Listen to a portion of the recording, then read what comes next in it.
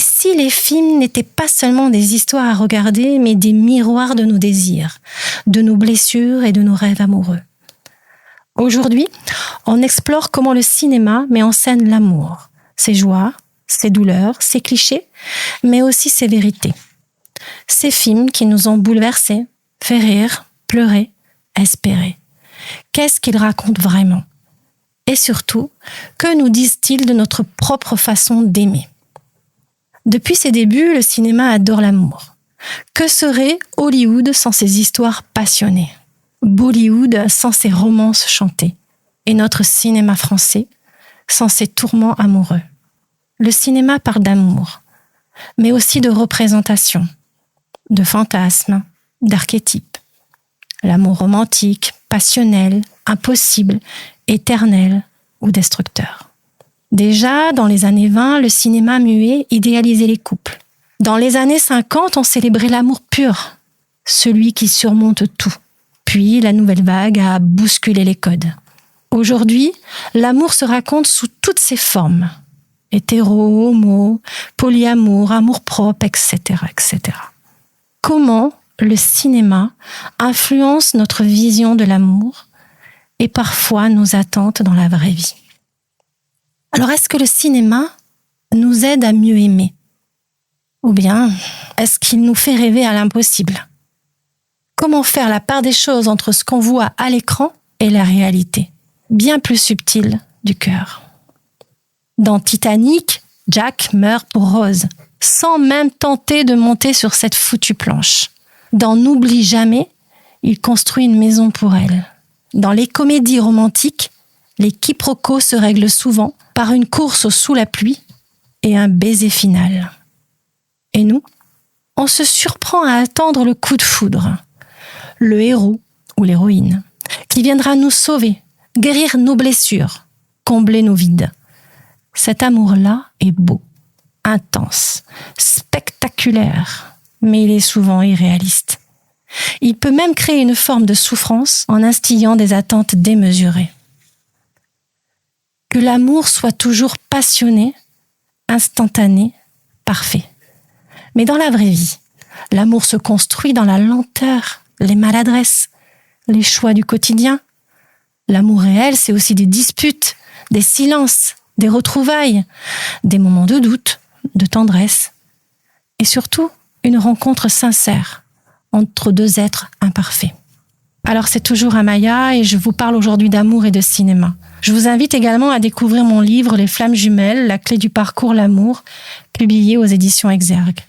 J'y parle justement de ce lien unique, parfois éprouvant, souvent transformateur. Un lien miroir qui nous révèle à nous-mêmes. Un livre pour les cœurs en quête de vérité. Les échos du cœur avec Amaya. On va parler maintenant d'un amour plus conscient, plus humain. Heureusement, le cinéma évolue. Dans des films comme Hair ou dans Blue Valentine, on nous montre un amour plus nuancé. Alors dans Hair, c'est l'amour né d'une voix, d'une intelligence artificielle.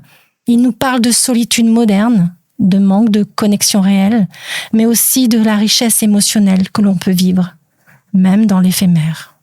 Dans Blue Valentine, on suit la dérive d'un couple qui s'est aimé, puis usé. Pas de grands gestes, juste une vérité brute.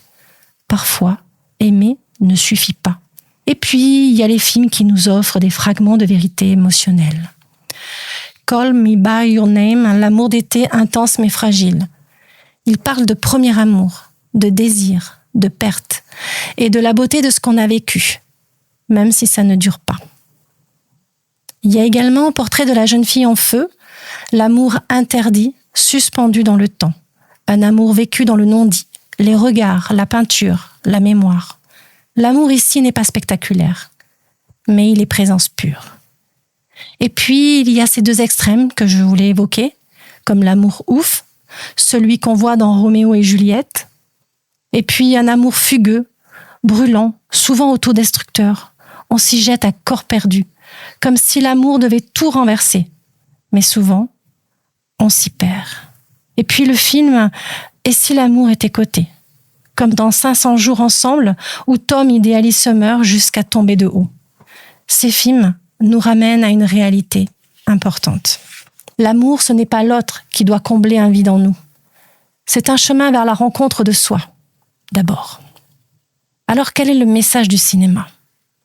Ce n'est peut-être pas de nous faire rêver, mais plutôt de nous préparer à reconnaître l'amour lorsqu'il se présente dans notre vie, sous ses formes les plus simples, celles que l'on ne voit pas toujours, parce qu'on attend un feu d'artifice. Alors que retenir de ce voyage cinématographique ? Le cinéma peut nourrir nos rêves, mais aussi nos illusions. À nous de rester conscients de ce qu'on attend vraiment, de nos blessures, nos fantasmes et de nos besoins profonds en amour. L'amour n'est pas un scénario à suivre. Il est vivant, imprévisible et profondément humain.